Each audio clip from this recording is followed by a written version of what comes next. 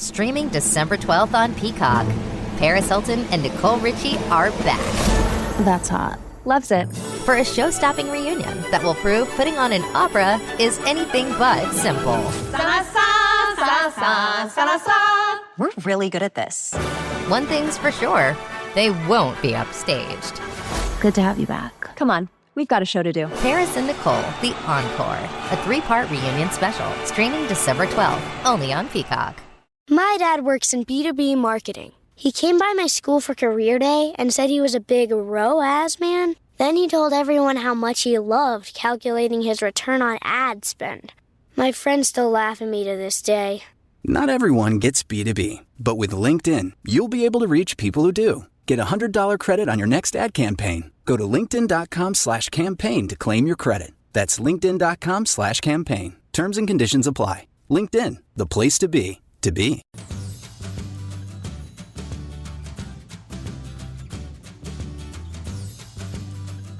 The world can paint an idealistic, unrealistic picture of postpartum and many motherhood experiences. This week, I am joined by Kelsey Parker.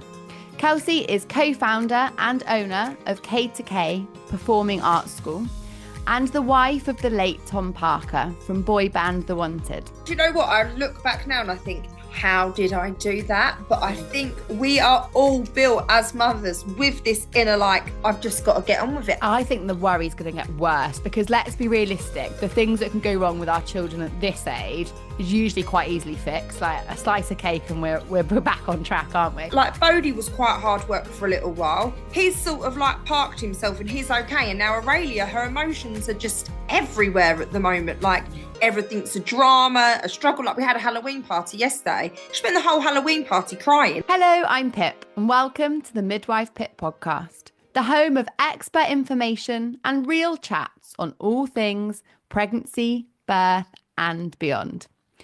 The world can paint an idealistic, unrealistic picture of postpartum and many motherhood experiences when for most it's raw, a messy kind of beautiful, and for me, with a side plate of bribery, conflicting emotions and endless learning. This week, I am joined by Kelsey Parker.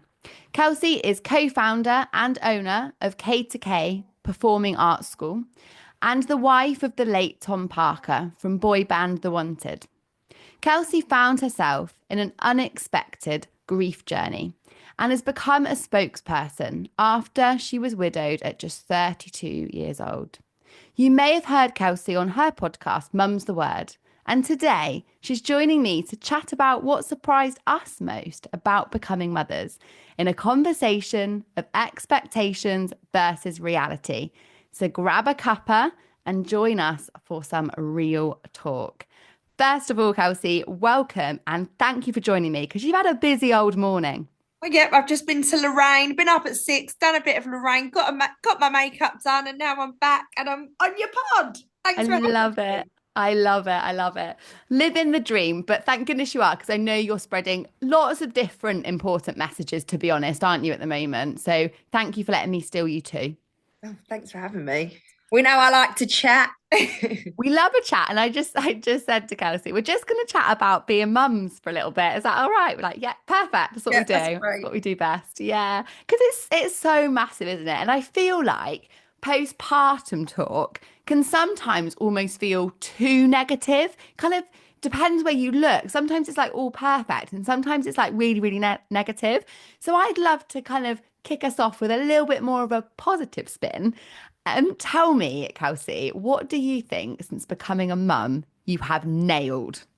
There's going to be stuff. I don't know if I've nailed anything. Do you know what? For me, I guess I'm everything for the kids. Like, obviously, Bodhi was only 18 months when Tom died. So for them, I'm good cop, I'm bad cop. Like, what I say goes. So I don't know. I don't know what I've nailed, but do you know what? I've adapted to what the cards I've been dealt. So yeah, I don't know. I feel like I'm a good mum. No, but totally. But you were dealt like unimaginable cards, like completely unimaginable. Never in your wildest dreams did you ever think you'd suddenly then be dealing with grief yourself and managing that with your children as well. Like completely unimaginable. And to have done that, but alongside living in it, actually to have done so much to spread that word and to become this spokesperson that so many women will be resonating with that have had similar experiences of grief during motherhood. So, you mean you've nailed a lot. Absolutely. I feel like you definitely need to recognize it because that juggle and that flexibility and adaptability was immense for you. I can't even imagine, Kelsey, I can't even imagine how you've navigated it. And do you know what? I look back now and I think, how did I do that? But I think we are all built as mothers with this inner, like, I've just got to get on with it. And that's all I had was to just get on with it. What else could I do? Collapse on the sofa and never get up and not be there for the kids. Like, even when Tom was sick, it was like, Kels, you've just got to get on with this. You've got to look after the kids and you've got to deal with Tom. So I feel like as well that I probably learned that I'm better when I have so much stuff going on. I actually don't do well when I have nothing to do. Do you think that's a coping mechanism? 100%. Yeah. Like, right, give me more. Give me more. I want to really feel exhausted and balanced and just, get me doing everything. It's so funny because I definitely have traits of that too. Like the busier I am, the more I feel I'm thriving. But then I wonder whether my busyness is just me masking things that probably do need addressing. But rather than address it, I'll just be really, really busy. But then I think sometimes addressing things and really digging it up sometimes makes it worse. Like, I feel like reflection is great, but sometimes you do just have to get on with it. And do you know what? I've got a lot of friends at the moment that have all just had babies and they're all coping in completely different ways. It's so true. And actually, there's different times in our life to manage things. Like we can box something until it's the right time to open the lid as well, I think. To revisit it. Okay. Yeah. It's never too late. And the joy of motherhood is it is the most wild ride of a roller coaster. So actually, if we tried to address absolutely every thought, feeling, emotion that we possibly had at every time, we'd probably never get out the front door, would we? You wouldn't do anything. And do you know what? Even with my kids at the moment, they're just, like Bodhi was quite hard work for a little while. He's sort of like parked himself and he's okay. And now Aurelia, her emotions are just everywhere at the moment. Like everything's a drama, a struggle. Like we had a Halloween party yesterday. She spent the whole Halloween party crying. Obviously, it was the Performing Arts School's Halloween party. And I do sort of get that as well because it's her mum's dance school and it's like, oh, here we go again. I'm at another K2K event. But however, she has got to get on with that, but it's so hard. And then other mums were looking going, oh, Aurelia's crying again. I'm like, she loves to cry. Just ignore her. Like, she actually genuinely loves crying. She just feels better when she's like, oh. My brand new book, Midwife Pip's Guide to a Positive Birth, is now available. So much more than a book. This is a guide that allows me to hold your hand through your birth preparation journey. With over a decade of experience and knowledge packed in to ensure you really are empowered in the way you deserve to achieve a positive birth, regardless of the twists and turns that crop up. Make sure that you get your hands on Midwife Pip's Guide to a Positive Birth book now and are empowered to have the birth experience that you deserve. And she keeps doing like this baby talk at the moment to me. She goes, and I'm like, what does this even mean? What are you telling me? Yeah, so funny, isn't it? And I think as a mum, it's really hard to try and manage their massive emotions when you've got massive emotions yourself. And like that babbly thing, oh my gosh, Finley does it sometimes as well, especially because he's become a big brother and there's a baby around. And there was definitely a little period where he was like, well, if the baby does this, the baby gets attention. So I'm now going to go, ba, ba, ba, and throwing myself on the floor. And I'm like, use your words, buddy, because we can't, this is a non-starter. I don't know where you're going. But then when he's noisy and if the baby's noisy and then I'm trying to deal with my sleep deprivation and work, etc. And I'm just like, how are we meant to do it? Oh, doesn't work out. Don't get me wrong. Of course, we all have bad days, but the good outweigh it. And do you know what? I've always wanted to be a mum. That was like something that I really wanted to do in life. So I appreciate my kids so much because they have got me through the darkest of days. Like if it wasn't for them, I probably wouldn't have got out of bed. Yeah. So they have been my strength, and to see them thriving without the baby talk, is When they're not crying. yeah. The kids do cry, and do you know what? It's the expectations. At the baby show, I bumped into someone that I know that have an Instagram platform, and I saw them at an event just before they had the baby, and I said, like, enjoy the sleep now. Like, honestly, enjoy the sleep. And on their socials, obviously, they're talking about they're not getting sleep. It'll be like 3 a.m. and they're up with the baby. I'm like, but I told you that. I told you that this was going to be what happens. Like, I think. I don't know what we're shown, that's what you're saying, what we're shown in the world via social media and stuff like that. Like some people paint it as that it's really easy, but then it all depends on your child as well that you get. Like mine was so different. Aurelia was an absolute nightmare. And obviously Tom wasn't even sick at that time. He was there and he was parenting with me. But she didn't stop crying from the moment she came out. She didn't want to be a baby. She was like, I'm here and I'm ready to take on the world. I've been here before. I don't know why I'm a baby. So, like, honestly, she was a nightmare. My mum's had 4 kids, and she said, like, this child is honestly next level. Like, she didn't stop crying during the night, like all the time. Cried. And then we all go down the route. Have they got colic? Have they got that? No, your baby, like some babies just cry. And then literally at 6 months, she could actually say words at 6 months. Wow. It's so funny, isn't it? They've got their own personality. We almost feel like because they're a baby, what we can do can somehow control them. But they are a small human and they're gonna have a personality. And of course there's like the nurture nature debate, but they are born with a set of characteristics that shapes part of that personality.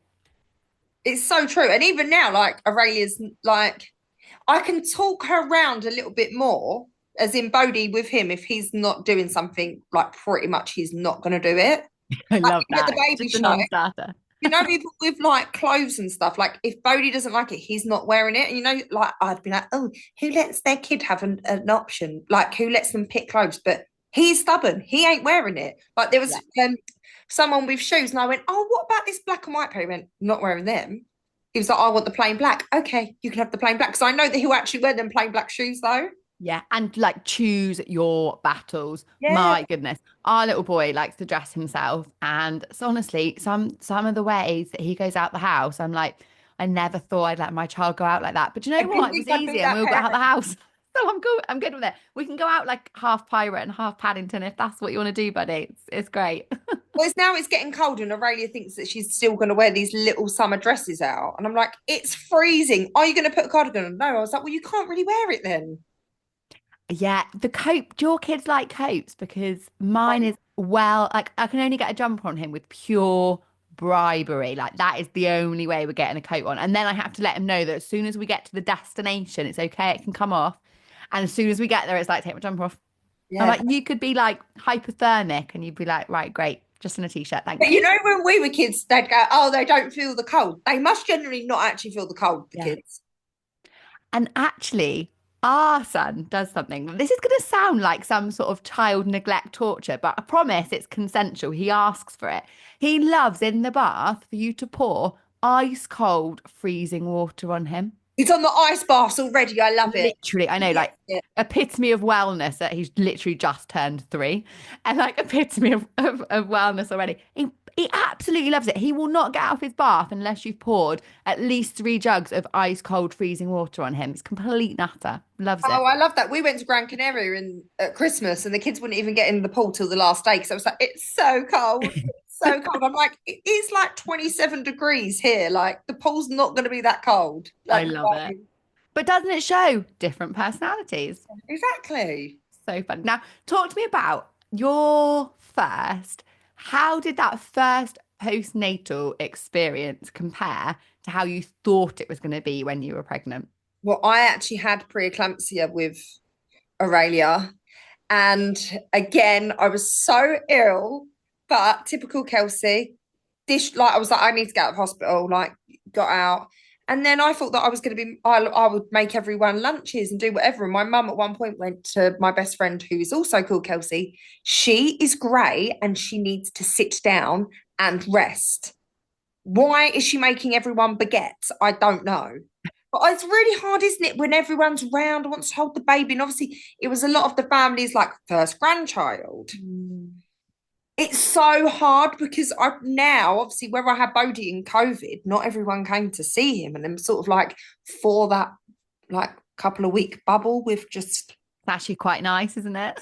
But yeah, I was really poorly and I really struggled, but didn't know because, again, expectations, I didn't know how I was meant to feel until I had Bodhi and was like, oh, that's actually a normal pregnancy and normal. Well, I say normal. Tom obviously got diagnosed when I was 35 weeks pregnant. But like my body felt good.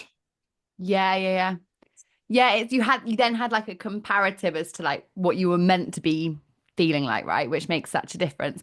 And the baguette making, that again sounds like your keep me busy coping mechanism, right? Like, I'm fine. Why does everyone think I'm ill? I may have had preeclampsia, but I'm not dead. So I'm going to make winning. Baguettes.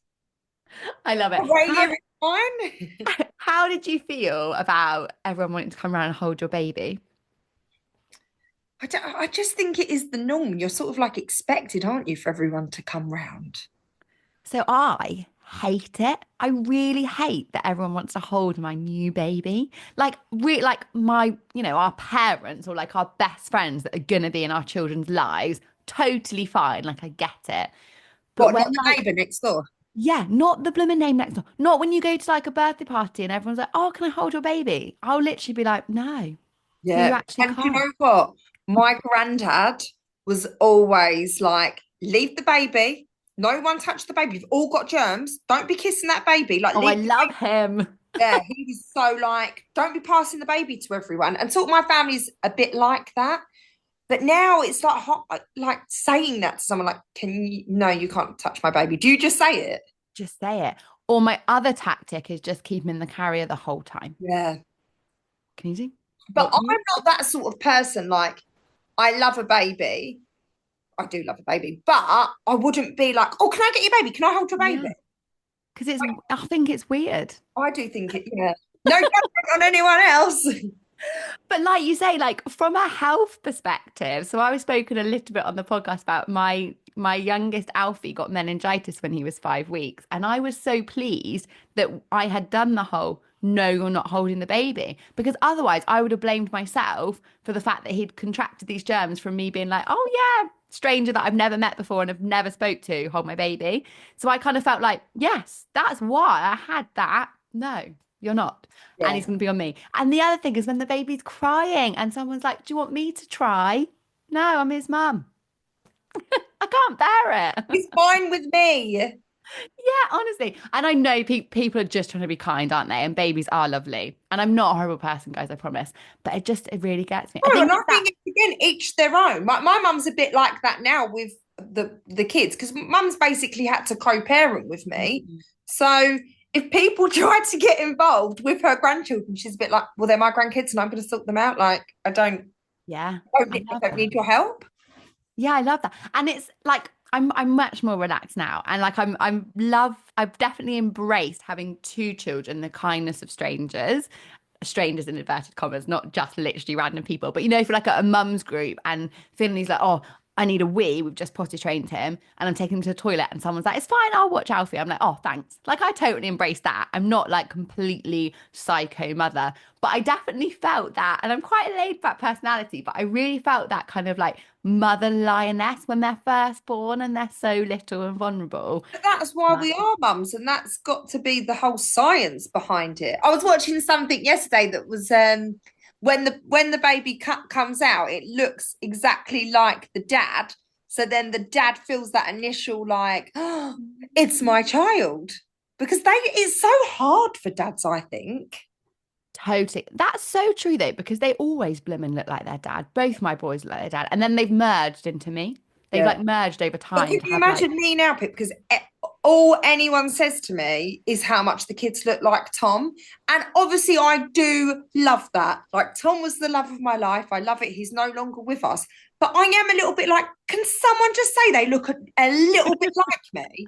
Because I did birth them and carry them, and I've gone through a lot of shit for them. Yeah. Can someone just say to me, oh, Bodhi does look a little bit like you? They'll go, ow, they're the spit of their dad. They're both the spit of their dad. I'm like, I'm here too, doing a little bit of work for them. I think Bodhi looks more like my side of the family. Aurelia all day long is a Parker. She looks like the Parkers. She's got the skin tone. She's more Parker. Bodhi, however, looks like my brothers when they were younger. I'm like, he's me. You need to get the pictures out. Anyone that sees Kelsey with her children for the foreseeable, please let her know that they look exactly like her. Just lie. It's fine. Personality traits. Aurelia is me as a child. I'm like, you are my karma. That is me as a tiny human as well. Stuff she comes out with, I just think, oh my God. But isn't it funny when you're like, that's like Finley will do stuff that's so naughty or so cheeky, and I'm like, that's literally me. How do I be cross at you? Because it's all me coming out. Like, your stubbornness is me. I started telling him that things weren't available. So if he wanted to watch something that I found really annoying, I'd be like, oh, it's not available today, darling. So now if I'll be like, Finley, can you put your shoes on, please? It's not available today, mummy. It's like, playing you your own game. What do you do? What do you do? And I love it. I just think, oh yeah, I want them to have personality. The world's hard enough. Like, they need to have some sass, don't they? They need to have that. And I also think Finley's like outrageously confident, which again, I love. And I'm like, I am just not going to be the person to knock his confidence, because there's going to be so many things in life that can potentially do that. I'm all for him being slightly wild, very wild. Aurelia's like that. She's so confident. And Bodhi's not as confident, but together she really helps him with that, which I love. They're basically me and my brother again, but my brother's actually 5 years older than me, but I definitely was his confidence in life. But even like she does gymnastics, and she's actually just got into the squad, so she trains like 3 times a week. I mean, she's 5. She trains 3 times a week, but like some of the mums outside, hopefully they don't listen to your pod, they were like, oh, she's really sassy. And I was a bit like, are you saying this is a good or bad thing? A quick pause here, because I want to share a super important health tip from Nutricia, the sponsor of this week's episode. The first 1,000 days of your child's life, which is the 9 months of pregnancy and up to their 2nd birthday, provide an incredible opportunity to support their gut health, which has a profound impact on all sorts of short and long-term health outcomes. Which means, as a pregnant or new mum listener, you are in an incredible time of opportunity. So here is a top tip. If you wish to and can, then breastfeeding your baby is a really powerful way to positively influence their gut health. Breastfed babies have higher levels of beneficial gut bacteria and healthier growth patterns than babies who are not breastfed. Your gut health whilst breastfeeding impacts that of your baby, so looking after yourself is key too. Gut health matters for so many physical, developmental, and psychological health outcomes for our children.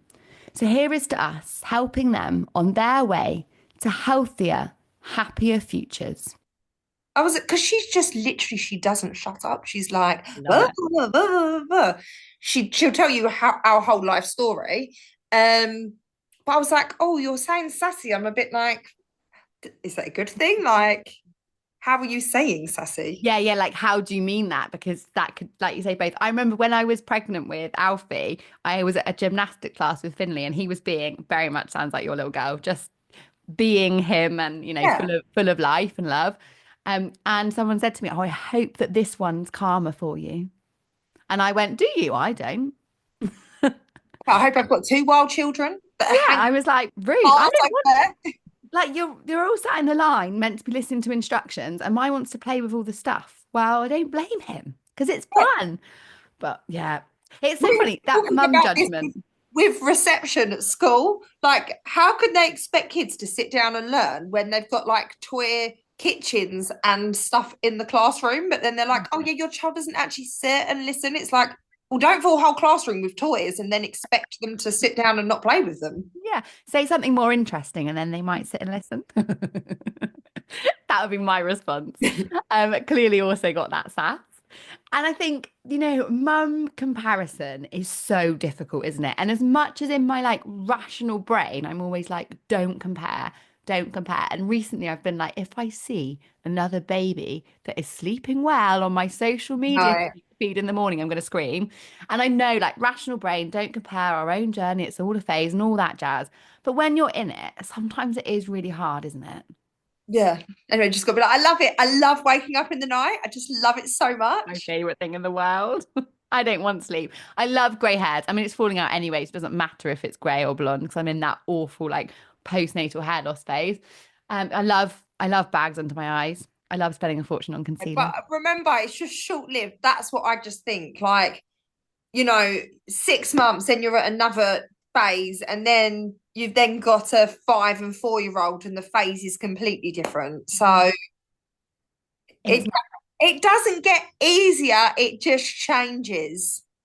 And I think the benefit of a second, which I like with my first, I really thought this is it. Like, I am just never going to sleep again. I'm never going to have half an hour to myself ever again. My life is just doomed.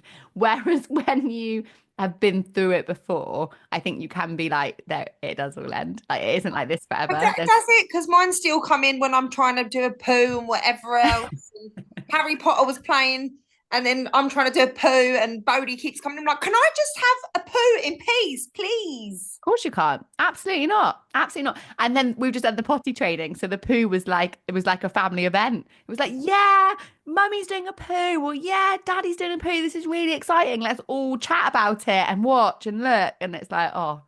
Yeah, we used to have a song, poo poo on the toilet. Poo poo on the toilet. Poo poo on the toilet. We bought this book that's called Poo Poo Bum Bum Wee Wee. And he goes, poo poo bum bum wee wee. What's it gonna be?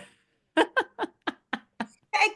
that's tough. Potty training is tough. Yeah. I just think people, I don't know what it is anymore with the world. Is it because they see social media and see people doing it, and like people's expectations, I just think are so wrong. Like, potty training is really tough, but you have to do it when they're ready, but then they might not be ready and they've got to start school. Like, you have just got to get on with it. Yeah. No one likes cleaning human poo off their floor. No one's going to love that process. I mean, if you do, get in touch because I'm really interested to unpick the psychology of it. It was definitely a low point in my parenting journey. But I think it's because there's this idea that as mums, we have to absolutely love every aspect of motherhood. If not, we don't love our children. And like you and I have said, we adore our children. We love being mums. It's like what we were made to do, and we could talk about it like forever, and it's incredible. But it's okay to not like aspects of it.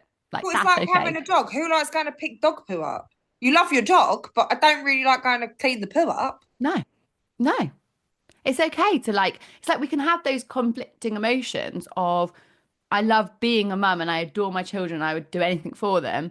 But there are aspects of motherhood that I don't really enjoy. No. And that's okay, though. Absolutely. And it doesn't make us bad mums. But I feel like there's almost this idea sometimes that if we talk about those negative things or the comments of, well, you chose to have children. Yeah. I chose to have children, but I also chose to moan as well. So I'm going to do both. Yeah, definitely. I moan about them. Funny, isn't it? A concept that I wanted to talk to you about was the idea of forever postpartum, because like you said, stuff changed. Like, it's still hard, it's just different hard. The challenges are different, the dynamics different. Do you feel like you're still postpartum? Yours are like that, they're still young, but they're that little bit older. Do you still consider yourself as postpartum, or do you kind of feel like you've completely moved through that phase? No, I'm still dealing with all the aftermath of the postpartum. I've still got a prolapse, my body's not the same. Someone just Lorraine was like, oh, thank you for jumping on the Copperfield challenge. So I had to take my bra off because basically they're trying to get this drug that's available in other countries, not available here. And literally I've got one boob up there, one boob down there now. You know, your body changes forever. So I'm guessing you're always going to be postpartum until you probably hit the menopause, and then we're going to go through some more shit. So funny, isn't it? I love the boob chat. Is something I've been whinging about to my husband this week because I'm on my second breastfeeding journey, and my first had some massive preference to my left boob.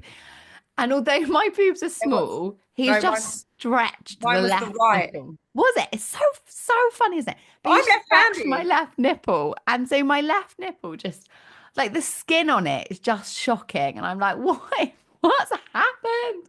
What's happened? It's so nuts, isn't it? Like those changes to your body. But again, it's that thing of I'm quite accepting in my body looks like I've had kids because I have. Like, shocker. It's quite a big thing for your body to have gone through. But I feel like there's almost still this really irritating idea out there about that kind of bounce back culture that's clearly just an utter load of rubbish. And actually, I don't know about you, but I don't want to go back to how I was pre-children because I've learned shed loads about life and myself and values during motherhood. But I feel like it does still exist. It definitely exists. And I guess we're in a world, aren't we, of society where everything's on what you look like online and Instagram and your I think like what you're saying, even losing your hair. I didn't even realize that was a thing until I had the kids, and I was like bald around here, and I was like, oh my God, like how have I lost my hair? Like your body changes so drastically. So you have to love yourself first, don't you? And I love that I've got one boob here and one boob there because ultimately I breastfed my kids, and I'm proud of that. And like my friend the other day, we was talking about she's got some stretch marks, and I was like, but you birthed your children, you held your children, you carried your children. Like, what do we expect as mothers? Yeah, we don't need to pretend that we haven't been on that journey because it is, but like we can relocate organs and create a whole nother life inside us. Like we're not going to do that and be completely unscathed. It is like the whole organ thing, even that, like with Bodhi, when like I was breastfeeding and the uterus contracting, I have never felt pain like that. I think that generally for me was worse than actually getting him out of me. Yeah. Oh, that are thing. And they get worse the more you have. Like poor mums that I support that are on like their 5th or 6th baby, and they're like, I'm still in labour. I don't know how they do it. No, my uterus is going to be closed before there's 5 or 6 babies. Because like you say, how many do you want? We've got 2, which sometimes feels like... put 4 fingers up. We want 2. At least, I mean, I'm definitely not finished. I'm not finished. People say that you know when you are. I'm not. I'm hoping that after 3 I might be. I don't know. And then I was speaking to someone at the baby show. It was Nigel Clark actually, and he was saying, well, once you've got 3, then you need like a minibus, and then once you've got the minibus, well, you might as well keep going. Yeah, that's it. Just keep going. So I don't know. We're going to say 3. We're going to say 3 in case my husband listens to this. Back 3 children. 3, Kelsey. 3. Yeah, just 3. Just 3. It's hard though, isn't it? Because like you say, it's so much, and you go through those different phases of challenges. And I'm sure as much as I love the idea of having 3 small children, 3 teenagers, if they're anything like me, I may somewhat regret. Oh, you're saying about the postpartum, like my brother so my mum had kids, she went again. So we've got a 15 and 17 year age gap between me and my brothers. Okay. And the youngest one, Maxwell, had his driving test on Monday. And my mum was like, well, I don't know if he's even worn the right clothes, Kelsey. Like, are they going to be judging you on that? What do you think? Oh my God, I just can't. I'm like, Mum, just calm down. I was like, it will be what it will be. He did pass. Woo! Oh, good job. Good job. But it was that worry. I was like, the worry never ends, does it? The worry never ends. I think the worry is going to get worse because let's be realistic. The things that can go wrong with our children at this age, is usually quite easily fixed, like a slice of cake and we're back on track, aren't we? Whereas once they're older, like their hearts get broken and like, or like you don't know where, like they're going to this party and you're like, what's going on? Who are they? We live in a village where there's no taxis. Slightly deliberate. They can't go anywhere without me They knowing. can't do anything. They're stuck with you. Like, yeah, of course I'll pick you up. That's fine. They're going to hate it. We're going to love it. But I think those worries get bigger because they're harder to fix and the stakes are higher. It's not just like, oh, you're going to fall off the bench and scrape your knee and we can fix that. It's like, oh. Well, look at what my mum and stepdad have had to go through with me. Yeah. Like, they can't protect you from that. They can't protect. And even I remember when I was going to the hospice and my mum was like, I'm going to come with you. I was like, thanks, mum. But she couldn't actually do anything for me. And that must have been so tough for her, thinking, I can't actually protect my daughter from this. Like, she's going to have to, it's the going on a bear hunt. We couldn't go over it. We couldn't go under it. We had to go through it. And you can get through it, but watching my mum have to go through that with me, it's tough.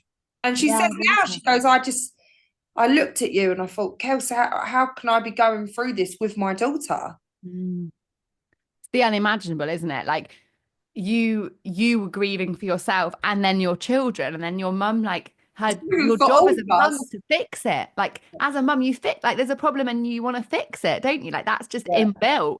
And the fact that you can't and all she can do is sit with you, it's just, I can't even, how do you imagine doing that for your... But she was like, right, the things we will fix is we will sort these bills out. We'll do this. Like she was very... The practical stuff. Which I needed someone practical.